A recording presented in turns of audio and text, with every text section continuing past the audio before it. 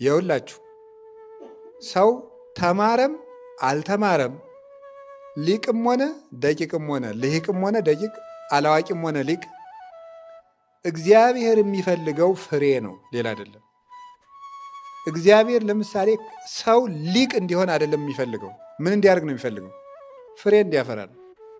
እግዚአብሔር የሚፈልገው ፍሬ ነው። ሰው ጥሩ ትዳር ኖረው ማለት ምን ማለት ነው? በትዳሩ ምን አደረገ ነው? አፈራ ማለት።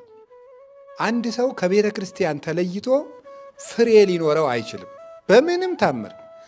ቤተ ክርስቲያን እየቀረ 10,000 ስግደት ከሚሰግድ ሰው ቤተ ክርስቲያን እየሄደ ምንም የማይሰግድ ሰው ይሻላል። ቤተ ክርስቲያንን አልባ ፍሬ የለም። እንኳን እኛ የበቁት አባቶች እንኳን ያለ ቤተ ክርስቲያን አላፈሩ።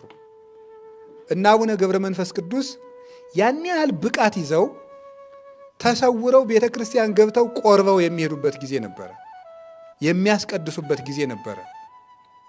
እነ ማርያም ግብፃዊት በበረሃ የነበሩት ተሰውረው ያስቀድሱ ነበር። ስለዚህ ሰው ያለ ቤተ ክርስቲያን አያፈራም።